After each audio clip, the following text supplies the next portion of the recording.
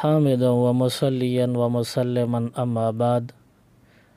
فأعوذ بالله من الشيطان الرجيم بسم الله الرحمن الرحيم والفجر وليال عشر والشفع والوتر صدق الله العظیم.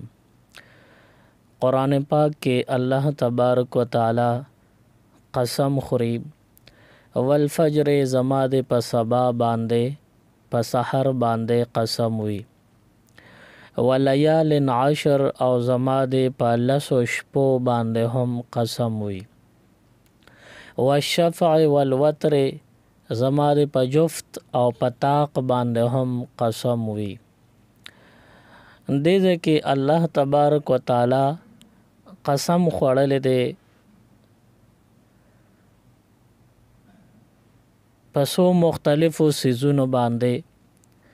نه یوازې دا سیزونه نه بلکې قرآن کې نور ځایونو کې هم الله تبارک و تعالی قسمونه خوړلی دي، او هغه قسمونو نه دا مراد نه دی چې الله پاک خپل خبره په قسم باندې حقیقت ثابتول غواړي. قرآن پاک کې چې کم ځای کې په کم سیز باندې د الله قسم ذکر شوی وي، نو په کوم شي چې قسم وخوړلی شي د هغې لوی مقام او عظمت طرف ته اشاره وي، نو ځکه په الله تبارک و تعالی قسم اخري. دې ځای کې الله تبارک و تعالی په سحر باندې قسم خوړلی دی، زما د په سحر باندې قسمی. نو قرآن او حدیث د سحر فضیلت ذکر کوي چې د سحر په وخت کې انساني رزق تقسیم کیږي، نو دا ډیر افضل او غوره وي. د سحر د منځونو ټیم دا د الله په نظر کې ډیر غوره دی. ولیال عشر او په لسو شپو مې د قسم وي، نو د دې لسو شپو نه مراد کمې لس شپې دي، وای دا د ذوالحجې اولنۍ لس شپې دا افضلی دي، الله په دې باندې قسم خوړلی دی. نو د ذوالحجې مبارکې میاشت چې وکتلی شي، نو مسلمان ته یو حکم کیږي، هغه حکم دا دی که بنده صاحب نصاب او مالدار وي او د قربانۍ اراده وي، نو دا بنده د نکونه او ویښته نه کټ کوي. نکونه او ویښته نه کټ کول دې کې ثواب به وي، او دا حکم استحبابي دی، فرض واجب نه دی بلکې یو مستحب عمل دی. بنده چې د ذوالحجې د میاشت ولیدله او د ذوالحجې آغاز وشي، نو دا بنده نکونه او ویښته دا به نه کټ کوي، که دا نارینه وي هم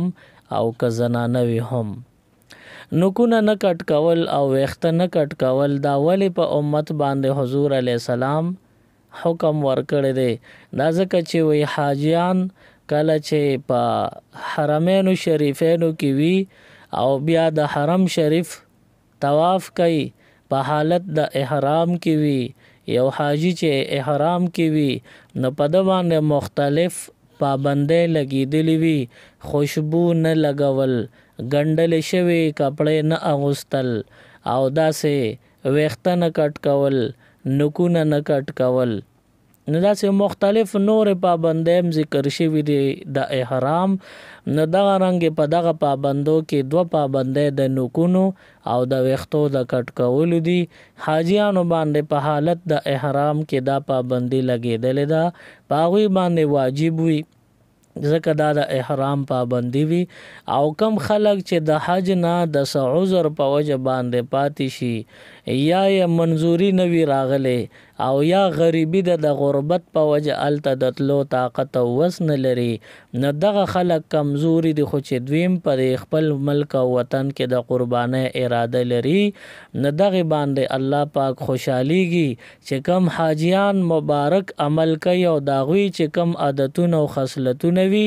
نو دا دلته په خپل وطن کې دا بنده هغه شان خصلت خپل کړي او د هغوی مشابهت اختیار مالدار کی لکه نوکونه نه کټ کوي ویخته نه کټ کوي تر د قربانۍ کولو پورې نو دا یو مستحب عمل دی خو الته حاجی باندې چې کم رحمتونه په حرم شریف کې نازلیږي راوریږي دغه رحمتونه به الله په دې خپل عاجز بنده باندې په خپل وطن او په خپل ملک کې هم را نازل کی نو نوکونه او ویخته نه کټ کول دا مستحب وي د هغه خلکو د پاره کم چې مالدار وي او قربانه اراده یې وي نوکونه ویخته د کمې نه به نه کټ کیږي کمې پورې به نه کټ کیږي نو د دې دوه ټیمونه دي د میاش د لیدو نه واخله تر دا قربانه ساروی د ذبح کولو پورې یعنی د لوی اختر لومبه ورځ چې ساروی د ذبح کو قربانی د وکړله تر دغه ټیمه پورې دا لش په ورځ دي پدې کې نوکونه او ویخته مکټ کوا دا مستحب عمل دی اوس دا یو شرعي مسله د کول پکار دی کله چې د سنتو او د مستحب مقابله راشي یو وخت دا سدي چې تب په سنت طریقه عمل کې یا په مستحب طریقه عمل کې نو په داسې وخت کې په یو طریقه چې عمل کې نو مستحب په ځای پرېدا او د سنتو درجه لګه اوچته ده په دې سنتو باندې عمل وکا بیا یو بل داسې موقع راشي چې د واجب او د سنتو ترمنځ مقابله راشي بنده یو دوه کې حیران دی چې زه په سنت باندې عمل وکم او که په واجب باندې عمل وکم نو د سنتو نه د واجب مرتبه لګه اوچته ده نه ته به سنت پرېږدي او واجب باندې به عمل وکي دارنګې که یو بنده ته داسې موقع په لاس راغله چې پاغې کې یو خوا فرض دی یو خوا واجب دی نه دی که په فرض عمل کوي واجب پاتې کیږي که په واجب باندې عمل کوي نو فرض پاتې کیږي نو په داسې حالاتو کې بنده او بګوري اول خو په دواړو طریقو عمل به وکي خو کنه په یو طریقه عمل کیږي بل پاتې کیږي نو د بیا فرض له ترجیح ورکی او واجب دی پرېږدي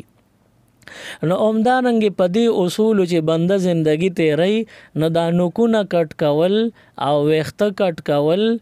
دا مستحب دی چې بنده نوکونه او ویخته کټ نکی د قربانه اراده د چاوي نو د ذوالحجې د میاشتې لیدو نه واخله تر د اختر د ورځې پورې مستحب دا دی چې بنده نوکونه ویخته کټ نکی دا مستحب عمل دی او دې ورځو کې فرض کوي او بنده باندې لازم دی چې نوکونه غټ شوي دي یا د څلوېښتو شپو ورځو نه زیات په ویښتو باندې اوړېدلي دي نو اوس دا ویښته کټ کول نوکونه کټ کول دا واجب شو نو دې دوو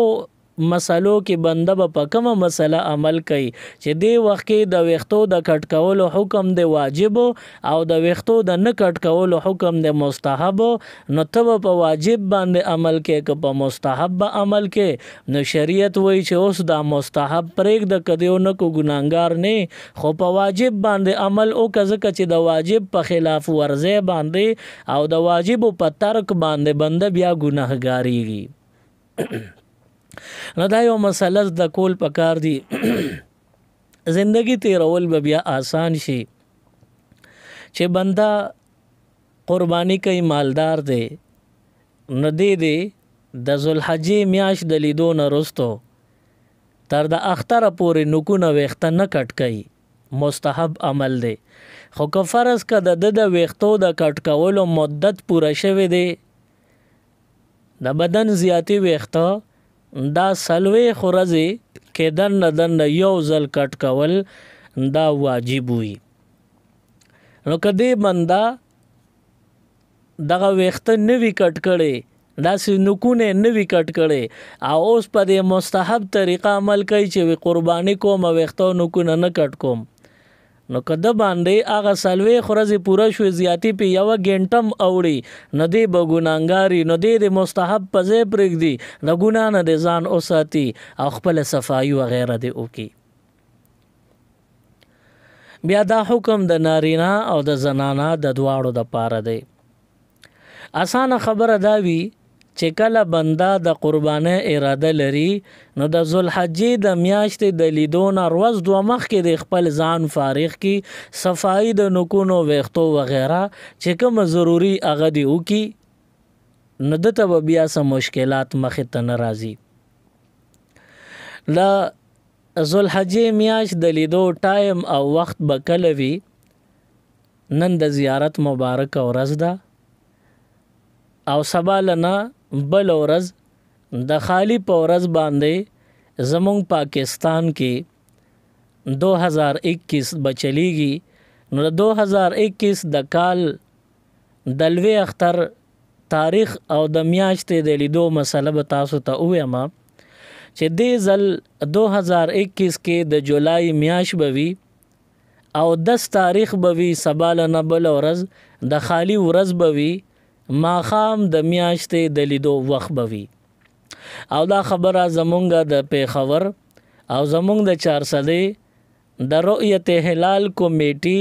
داغي سربراهان او زمونږ د چارسدې جید او مشرانو علماء کرامو د فیصله مطابق را روان د خالی ورځ 10 جولای بوي. په دې باندې ماښام نور پریوتون رستو د ذوالحجې د میاشتې د لیدو وخت بوي. که د لوی اختر میاشت ښکاره شوله نو په 20 تاریخ د جولای 2021 کې اختر بوي. نو دا خالی په ورځ باندې میاش ممکنه د چې ښکاره شي. نو که میاش ښکاره شوه د اتوار په ورځ باندې 11 جولای بوي او دا به د ذوالحجې د میاشتې اولنې تاریخ وي. چې دغه د نکونو پابندي د باندې راځي نو سبا د جمعې مبارک ورځ ده. که څوک صفایي کول غواړي نو سبا د جمعې مبارک ورځ باندې ځان د فارغ کی نو هغه د بیا دغه پریشانې نه بیا خلاص وي. د تدا مسله بني چې رزنو کو نه کټ کم ک کټ نکم. بهرحال که چا نکونه ویخته نوی کټ کړي نو هم هغه بندیان ویخته کټ کولی شي. په دې 10 شپو ورځو کې ګناهګاریږي نه، خو صرف دومره ده چې د ثواب نه محروم شي. د حاجیانو مشابهت اختیار نکو. د حاجیانو مشابهت چې بنده وکي نو الله پاک بداغوی پشان رحمتونه په دې بنده باندې هم نازل کی. تیرے محبوب کی یا رب شباہت لے کے آیا ہوں، حقیقت اس کو تو کر دے میں صورت لے کے آیا ہوں. پروردگار ته بنده عاجزی کوي، سوال او زاری منت کوي چې پروردگار استا د محبوب مشابهت ما اختیار کړي دي، ځان میں هغه شان جوړ کړي دي. یا ستا هغه نږدې خلک او بندیان تا ته خوښ او تا ته ګران چې هغوی د حج په عبادت کې مصروف او مشغول دي، ما د هغوی په شان شکل و شباهت اختیار کو، دا راله په حقیقت باندې بدل کی، ما صرف هغه شکل صورت جوړ کړی دی. نو بنده دې د نیکانو خلکو مشابهت اختیار کی. الله تبارک وتعالی په دې 10 شپو ورځو باندې قسم خوړلی دی ولیال عشر او زما د په 10 شپو باندې قسم وي. نو تفسیر لیکلی دی وی د دې 10 شپو نه مراد د لوی اختر اولنې 10 شپې ورځې دي. په دې باندې الله قسم خوړلی دی. اوس په دې کې څه د برکت دی چې الله پاک هغه ښکاره کول غواړي او قسم یې پې خوړلی دی. وایي په دې کې ډېر لوی کمالات، برکات، تجلیات او اثرات پراته دي. د ذوالحجې چې کله میاشت راښکاره شي تر د اختر د شپې پورې دا 10 شپې مسلسل دا ډېر افضل دي. حدیث مبارک کې راغلی دي د ذوالحجې د میاشتې اولنې عشره کې اوله او تر د اختر د شپې پورې هر شپه دا عبادت د پاره داسې ده لکه بنده چې په شب قدر یعنی لیلة القدر کې عبادت وکي. لیلۃ القدر کې بنده عبادت وکي نو هغه دومره افضل، بهتر او باعث اجر و ثواب وي چې د زرو میاشتو د عبادت نه زیات اجر بنده ته الله ورکي. اوس د هغه لیلۃ القدر د تکل، د لټون او د تلاش د پاره بنده څومره محنت کوي، څومره کوششونه کوي. بنده دومره کوشش کوي چې یا خو اعتکاف وکي پروژه کې اخر عشره کې د لیلۃ القدر د حاصلولو لپاره اعتکاف وکي. نو چې اعتکاف وکي بیا 15 شپې وي، 21مه، 23مه، 25مه، 29مه او 29مه. نو په دې 15 شپو کې ممکن نه چې دته یو شپه د لیلۃ القدر ملو شي او دې پاغه یو شپه کې عبادت وکي ناغه د زرو میاشتو د عبادت نه افضل وي. دا زر میاشتې دا به څومره کلونه جوړیږي وای 3 کال او 4 میاشتې د دې زرو میاشتو نه جوړیږي لکه 83 کال او 4 میاشتې مسلسل چې عبادت وکړو دا د لیلۃ القدر په 2 رکعات نفل او تداغې نه زیات ثواب ملاويږي. اوس هغه شپه معلومه نه ده پنخه نه ده صرف په دې 5 شپو کې خفیه پوشیده او پټه پرته منده ته به یا ملو شي یا به ملو نشي. او دا ذوالحجې دا اولنې لس شپې په دې کې هر شپه معمولی عبادت هم د لیلۃ القدر د عبادت برابر ثواب دی. نو پروژه کې د اعتکاف وکړو ثواب به ملو شوی وي خو لیلۃ القدر یا ملو بشي یا نه.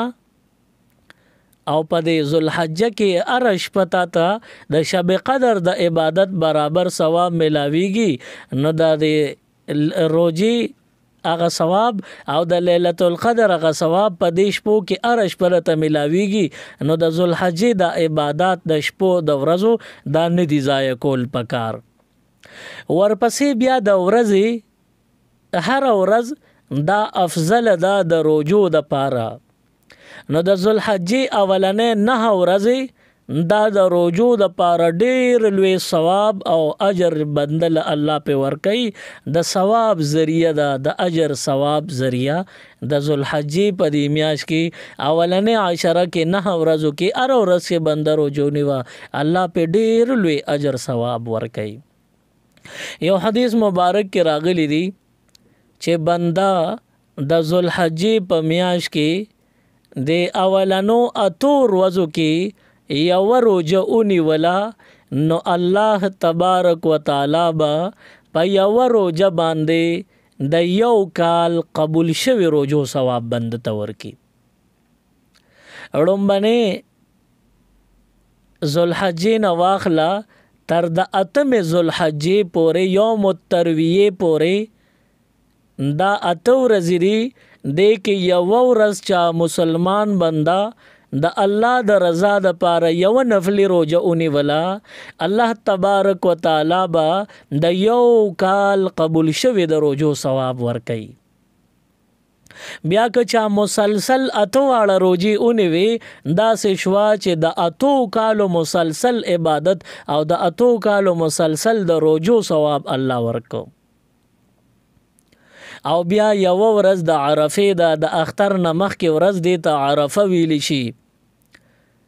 په دې باندې حضور علیه السلام فرمای ک چا یو روزه اونی ولا الله تبارک وتعالى نه حضور فرمای زما امید دی چې دل به الله پاک د تیر شوی یو کال گناهونه معاف کی او د راتلون کی یو کال گناهونه بور له هم معاف کی.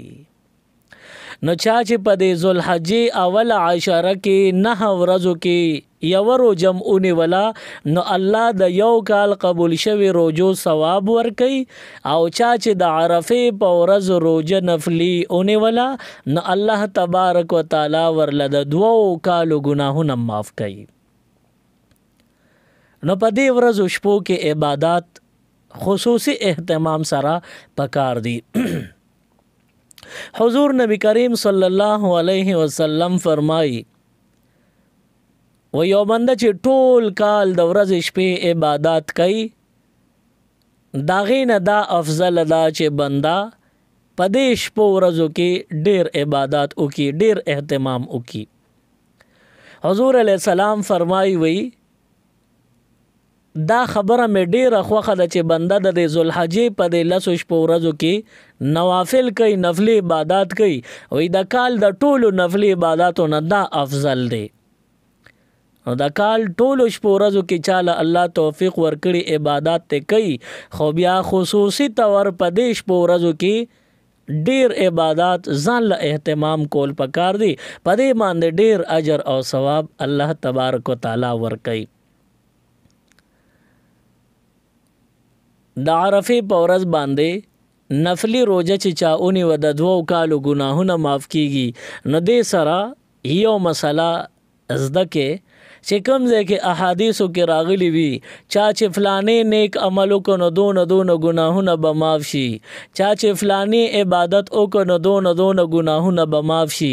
نو د دغه ګناهونو سره د معافی په وخت کې چې د توبې ذکر نی شوي نو د دغه ګناهونو نه مراد به صغایر وي، یعنی واړه ګناهونه به معاف کیږي. لکه حدیث مبارک کې راغلي دي چا چې اودس چاردام کو نو د په کم اندام چې د اوبر واچولې نو دغه اندام وینځلو سره د دغه اندام نه ګناهونه اورجیدل معاف شو.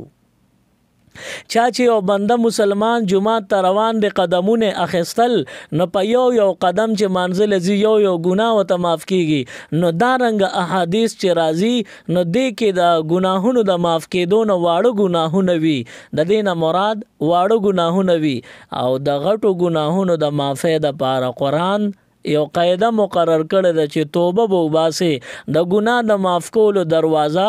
توبه ده چې بنده ګناهونه په الله بخل غواړي، غټ ګناهونو د پاره بنده به سر به سجود شي، الله نه به معافي غواړي، توبه او استغفار توبه تائب بشي، الله به معاف کی. او کوم چې واړو ګناهونه دي ناغه په نیکو اعمال سره معاف کیږي. لکه حدیث کې چې کوم تاسو ته ذکر کو حضور فرمایلی دي چا چې د عرفه په ورځ باندې روزونی و زما د الله نه امید دی چې د 2 کالو ګناهونه وته معاف کی. نو دې نواړو ګناهونه مراد دي. نو دا د ویختو او نکونه د کټ کولو نه کټ کولو د دغه نه خبره شروع شوه چې بنده د ذوالحجې میاش اولیدا نو مستحب باندې د شروع وکي ویختو نکونه د نه کټ کوي که قرباني کوي. او بیا سنت طریقه ده چې په دې کې ار ورځ چې چا روزونی ونو دا سنت عمل دی او د 1 کال قبول شوی روجو ثواب ملو شو. او دریم عمل دا د عرفه په ورځ باندې نفلی روزه ده چې دا د چانم خطا نشي ځکه په دې کې په 1 کال روجو ثواب ملاويږي او ورسره د 2 کالو ګناهونه مواړه معاف کیږي. نو د عرفه روزه خو بالکل نه دی خطا کول پکار. او دریم عمل د واجب دی د عرفه په ورځ د سحر د مزنا تکبیرات تشریق شروع کیږي. تکبیرونه شروع کیږي او دغه تکبیرونه ویل دا واجب وي. په نارینه هم او په زنانه هم تکبیرات تشریق دا ویل لازم واجب وي. اوس دا تکبیرونه کسو قربانی کوي او کنه کوي، څوک پکلی دی څوک مسافر دی، څوک مالدار دی څوک غریب دی، کم نارینه جمعه تتلی شي کم نشیتلې، څوک پجمه مونږ کوي څوک ځان له مونږ کوي. د هر چا د پاره په خپل ځای د هر مانځه نه رستو یو ځل تکبیر دا ویل واجب وي. اوس دغه تکبیر څنګه دی؟ الله اکبر الله اکبر لا اله الا الله والله اکبر الله اکبر ولله الحمد. اوس دا تکبیرات دا عرفه د ورځې د سحر د مانځنه پس به شروع شي او د لوی اختر په 4 ورځ د مازیګر مونځ نه پس یو ځل چې وې نو دا دیریش یعنی 23 منځونه شو. د دین رستو دا ویل واجب لازم چې د اختر 4 ورځ مازیګر مونږ نه پس دی اوې نو دا د واجب نستا ذمہ فارغ شو. د دین رستو تکبیرات لازم نوي. اوس دا تکبیرات څومره زله سونه کرته ویل پکار دي نو شریعت یو ځل حد خودل دی چې دا تکبیرونه یو ځل د هر مانځه نه ویل واجب دی، دویم او دریم ځل ویل دا مکروه دی.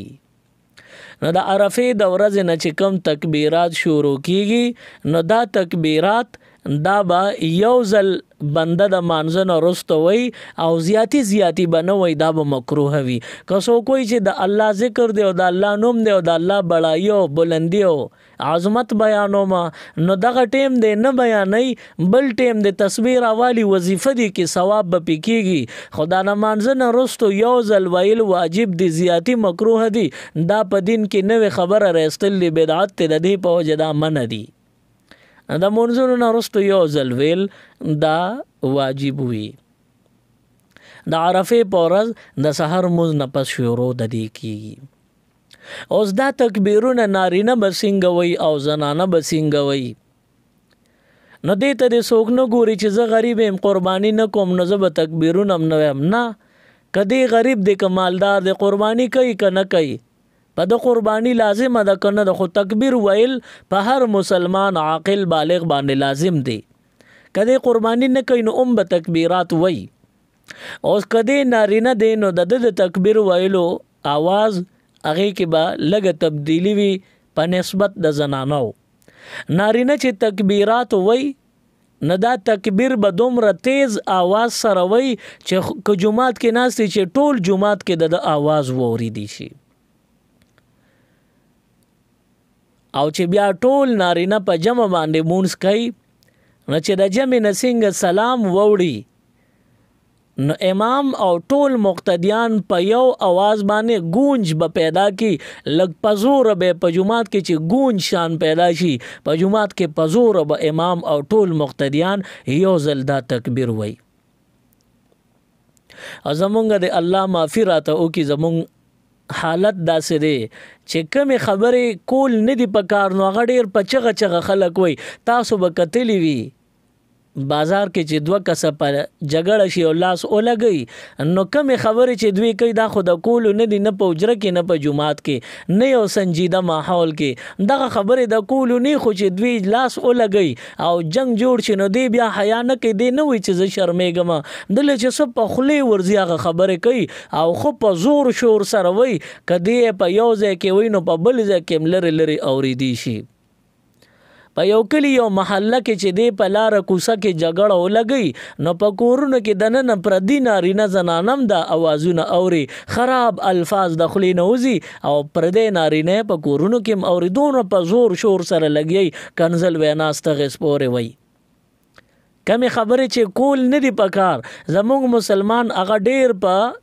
جذباتو سره وي او کم تکبیر چې تیز ویل پکار دی نو مسلمان بیا پاغي باندې شرمېږي. جماعت کې چې امام سره مقتدیان ولاړي نو امام او مقتدی چې سلام واړي نو هغوی خو په یو आवाज باندې تیز وي تکبیرات. خو چې کم بنده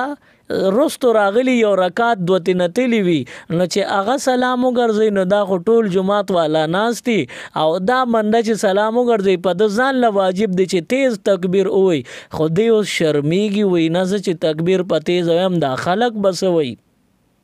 نو لګ دې ته وګوره که امته مسلمان به هر چا سره لاس ولګي او ستا خولې له کنزل وینا راځي دغه وخت کې ولې سوچ نه کې چې دا خلک به څه وي. حالان کې ته په غلطه 100% خطا او په غلطه روانې. کنزل وینا کله هم جایز نه دی، نه په غوسه کې نه په مینه کې، په یو حالت کې هم کنزل وینا جایز نه دی. ته په غلطه او بیا هم ته دا حیا نه کې چې را دا خلک به څه وي. او جماعت کې تا ته شریعت حکم کړی دی په تیز आवाज تکبیرات وایا. دا عجیبه انصاف ته دغه ځای کې چې د عبادت خبره راشي د الله او د الله د رسول او د شریعت او د الله د دین حکم راشي نو بیا د انسان شرمېږي وي دا خلق بسوي. دا شیطانی چال دی، شیطانی مکر و فریب دی، دا انسان دوکه کړی دی او شیطان په خپل پنجو خپل لاسو کې غشت دی. د دې نه دم الله او ساتي. جماعت کې که یو بنده په جمع سره مونځ کړی دی نو په جمع د تکبیر ووایي نو د دا आवाज نور اوازونو کې به نه ښکاري. او که څوک منفرد یعنې ځان له مونځ وکړو یا رکعت دوه ته پاتې او وروسته فارغ شو جماعت کې خاموشي د خلک ناست دي نو دی د شرمېږي نه په کنزلو چې نه شرمېږي نو دا د الله حکم دی. په دې کې خو بالکل حیا نه ده پکار، په کنزلو کې حیا پکار ده. تکبیر به وایي او بیا د زنانو حکم بدل دی. زنانو د پاره عمده تکبیر یو ځل ویل واجب دی د هر زنانه د پاره، خو په شرط د دې چې د زنانه مونځ په دغه شپو ورځو کې کوي. که مونځ په لازم نه دی نو تکبیر هم لازم نه دی ځکه دا تکبیر د مانځه تابع دی نو چې مونځ نشته نو تکبیر هم نشته. او چې کومې زنانه په دغه 5 شپو ورځو کې مونځونه کوي نو دوی به د هر مونځ نه وروسته یو ځل په زوره تکبیر وایي او دا به لازم او واجب وي. اوس د نارینو د پاره تیز आवाज لازمو او د زنانو د پاره تیز आवाज نشته. زنانه به په دومره سلو आवाज سره وایي چې خپل आवाज په خپل ووري. داسې نه چې یو زنانه دومره په تیزه باندې ووایي که څوک دی چې پې د خوبه راپاسي یا دومره بلند او اوچت آواز باندې ووایي چې خوا کې دیوال په دیوال ګاونډیان هم د دې زنانه آواز ور دونه تیز آواز به نه وي. دا دومره تیز آواز د نارینه لپاره حکم دی او زنانه به دومره تیز آواز سره ووایي چې خپل آواز په خپله ووري چې بل څوک یې وونري. دومره تیز آواز د باندې د زنانو لپاره دی او د نارینو لپاره هم د آواز د اوچتوالي هغه حدود می تاسو ته وښودل چې نارینه به په تیز آواز وایي چې غونډ جومات کې وریدي شي او زنانه به دومره تیز آواز سره وایي چې صرف خپل آواز په خپله ووري. نو دا د تکبیراتو تاسو نه به ایری چې دا تکبیرونه به کله شروع کیږي. نو دا د اختر نه یو ورځ مخکې کمې ته چې عرفه ویلی شي نو د عرفې په ورځ د سحر د لمونځ نه به شروع د دې تکبیرونو کیږي. اوس تکبیرونه هم د نه ایری چې دا څنګه دي نو که څوک ځان سره یادول غواړي نو یادې کې الله اکبر الله اکبر لا اله الا الله والله اکبر الله اکبر ولله الحمد. دا تکبیرات دي دا ویل په هر بنده چې بالغ عاقل وي د باندې به واجبي کدی قرباني کوي او کنه کوي. بیا د دین وروستو تکبیرونه خود شروع کړله سباله د اختر ورځ وي لسمه ذوالحجه به وي اوس په دې باندې د اختر مونځ موشي. د اختر د مونځونو نه وروستو خلک خپلو کورونو ته راشي او د لوی اختر ورځ وي نو خلک قرباني کوي. نو قرباني کول په هر عاقل مسلمان بالغ چې صاحب نصاب وي په هغه باندې لازم واجب وی. قربانی کول په هر مالدار مسلمان عاقل بالغ په د باندې دا واجب وی. نو د قربانی د ساروی د پارا س شرایط شریعت مقرر کړی دي نو هغه باندې هم نظر ساتل پکار دي. د ټولو نه اول په کم ساروی باندې قربانی کیږي او په کوم سارو قربانی نه کیږي. نو زه به تاسو ته 15 قسمه حیوانات ذکر کم چې پاغي قربانی کې نو تاسو قربانی کیږي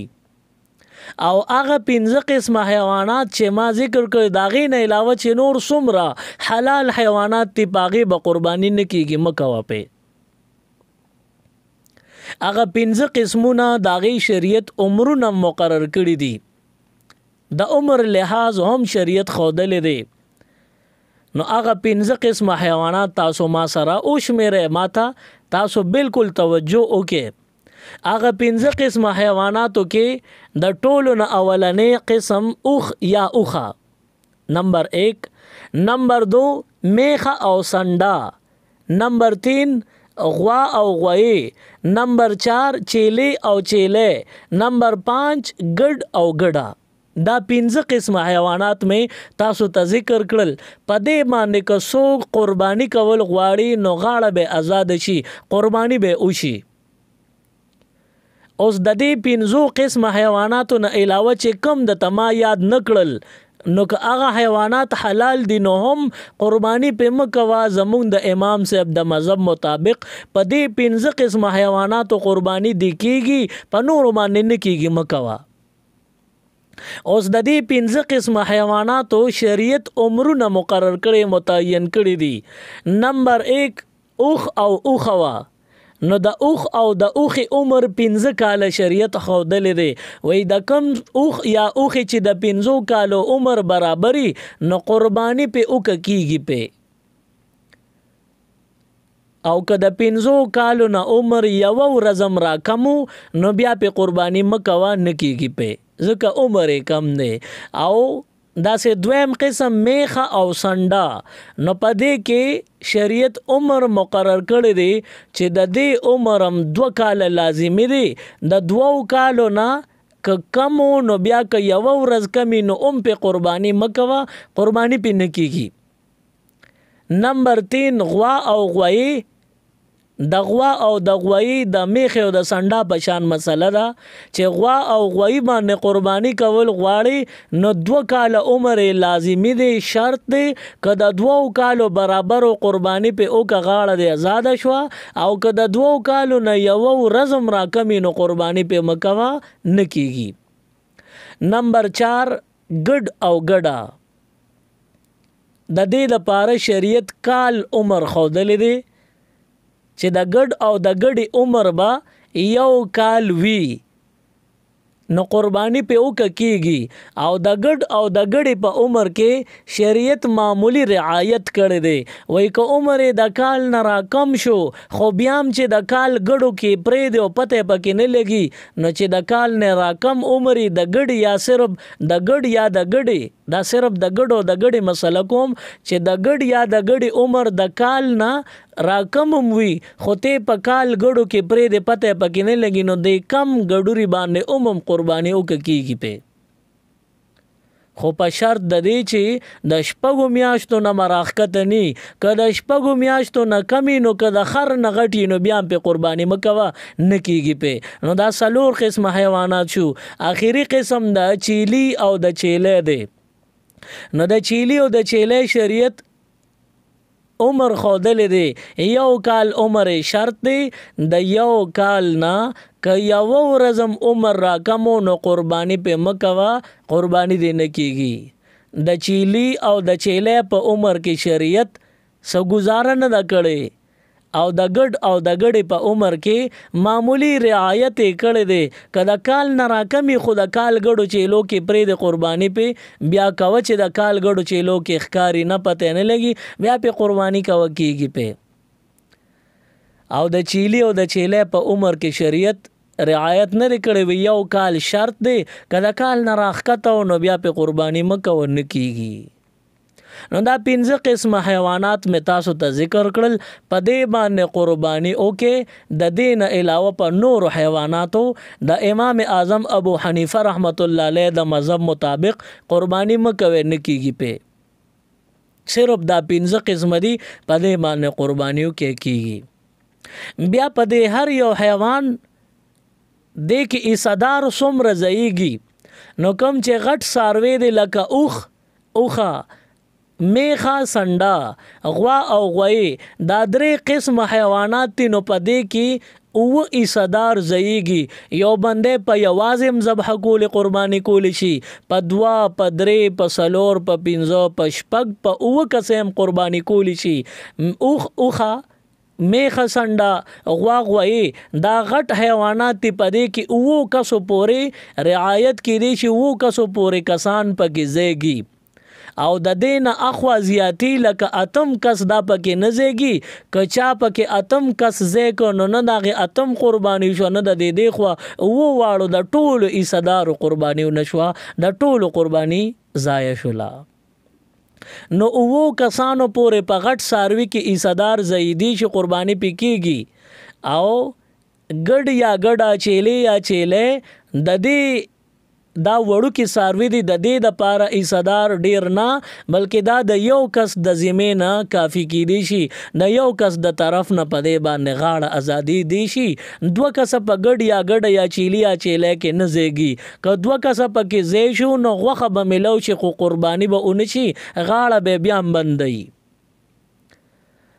نو د ګډ او د ګډي د چیلی او د چیله د ایصدارو مسله دا د چې یو ګډ چیلی